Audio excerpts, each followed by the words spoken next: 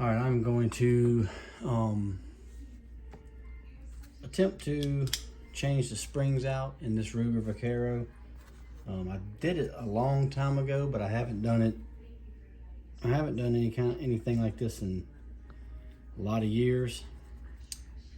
So hopefully I won't be cussing too bad for y'all. I'm gonna remove these giraffe bone grips, lay them to the side. All right. Let's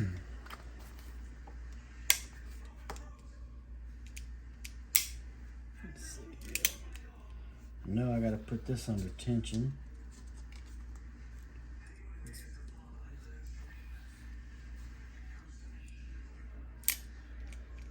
Okay, that'll release the tension off of that.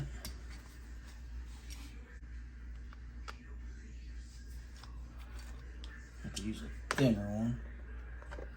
That's the good thing about this 89-piece wheeler screwdriver set is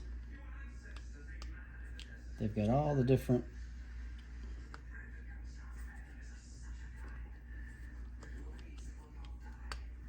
screwdrivers and bits and all that stuff that you'll need to do a lot of this.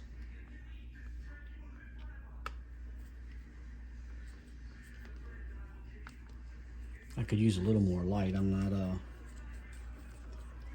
able to see like I used to be able to see.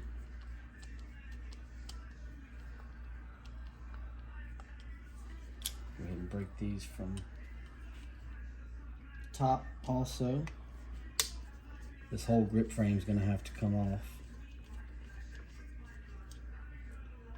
You'll want to keep up with your screws.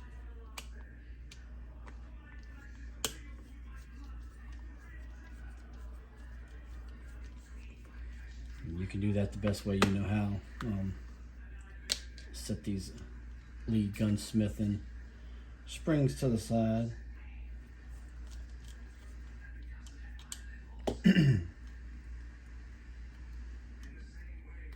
You can kind of come up with your own system of how you'll remember where your screws go. I do believe some of them are you have some of them that are different. I think on the bottom one you have a long one and a short one, if I remember right, but I could be wrong. I haven't worked on a Vaquero in a long time.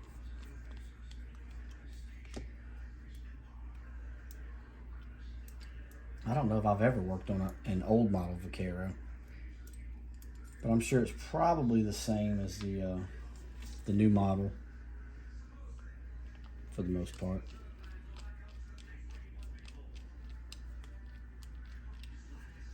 Hopefully I can get this done without a lot of problems. I'm not a gunsmith. I'm just someone who don't mind small projects and tinkering and stuff like that. Yeah, see, you have a long one and a short one on the bottom, with the long one being, I'll go ahead and set those like that. That's just kind of my own little way of remembering. I'm gonna go ahead and take the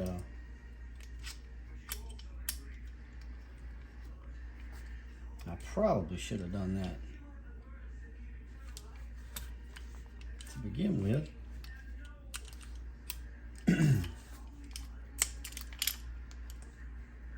Kind of get that out of there, and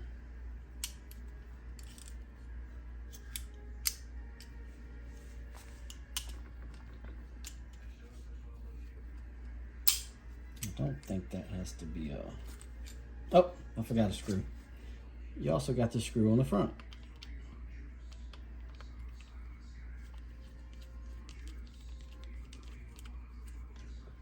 That I was forgetting about. So now that'll all come out awful lot easier. Now, be careful not to lose your spring in here. You do not want to lose that. And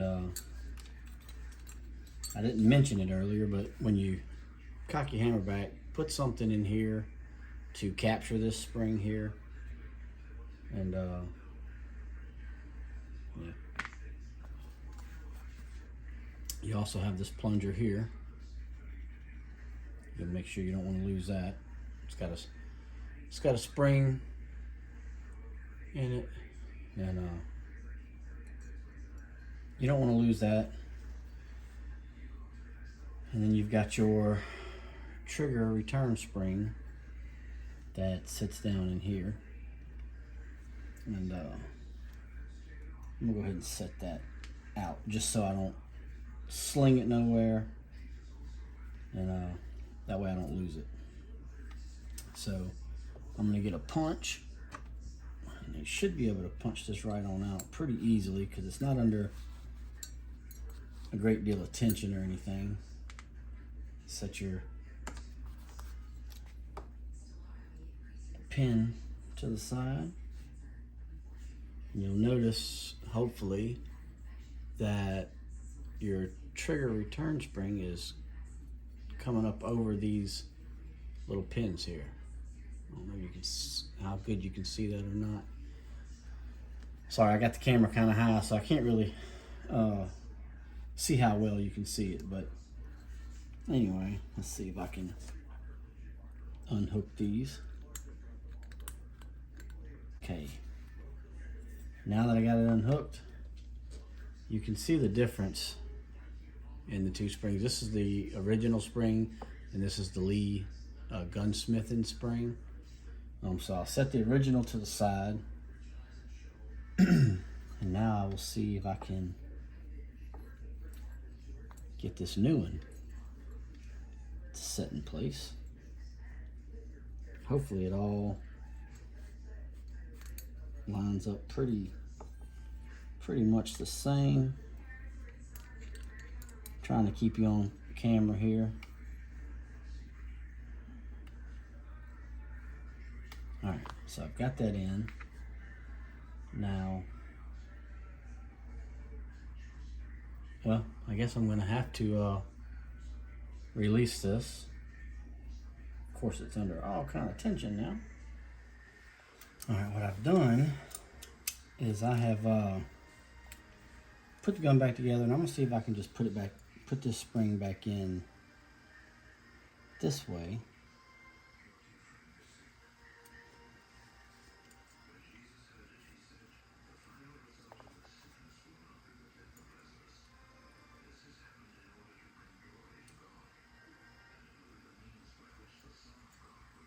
Let's see here. Okay.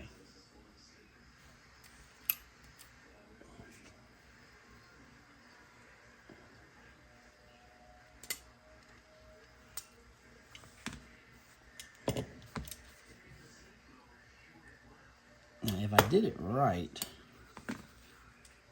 I believe that was much easier that way. Off camera, I went ahead and took off the mainspring, and I guess I could show you that right quick. This one's pretty easy to, you can kind of see the difference in the springs. This one's a lot stiffer than the Lee.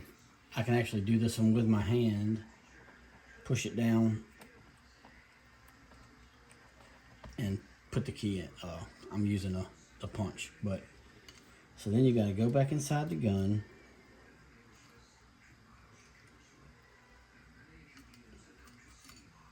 Oh shit. All right. It's been a couple days because when I was taking the spring off, I didn't realize I shot the spring, and this little piece right here, which is the mainspring seat. Well, I must have shot that across the room and I couldn't find it.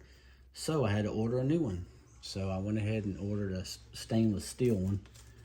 I actually ordered 2 of them just in case I did it again. But yeah, so don't let that go shooting across the room. I pulled out my pin here, slung it, and could never find it. So I spent an hour over there tearing apart everything, trying to find it where it could have went, but never did find it, so ended up ordering a new one. So what you do is you just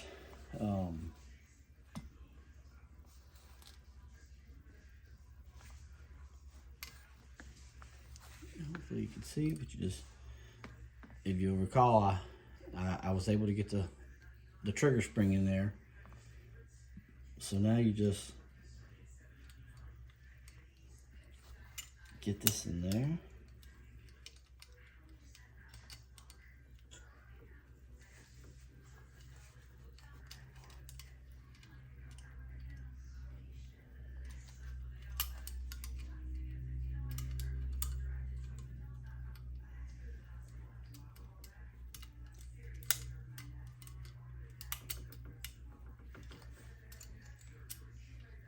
Okay, so once you get it in there, you'll cock your hammer all the way back. That way you can pull your pin out. There you go.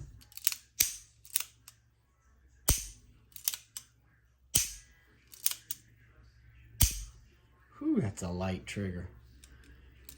I have to make sure that that's not too light, but I mean,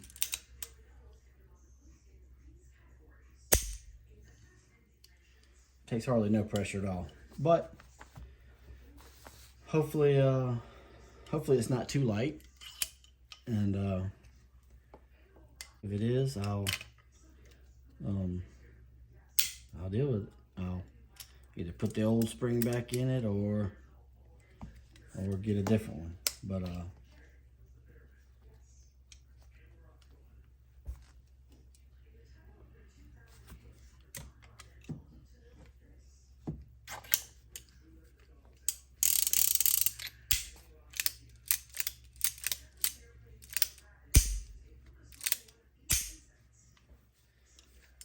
well, feels good.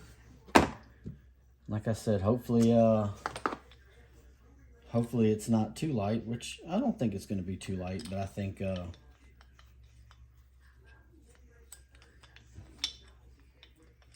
it's going to be nice. Go ahead and put my grips back on.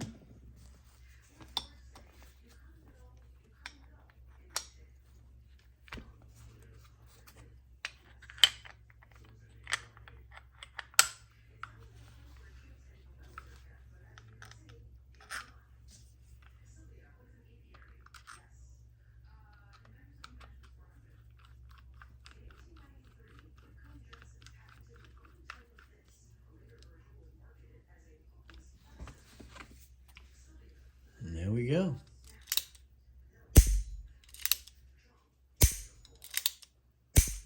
Man, the difference is very nice. That gun was very hard to cock. It was real rough and just stiff.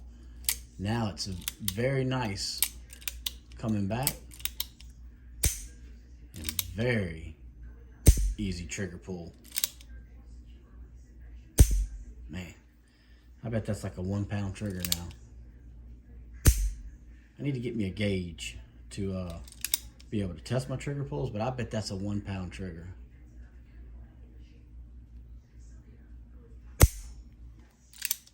Pretty nice though.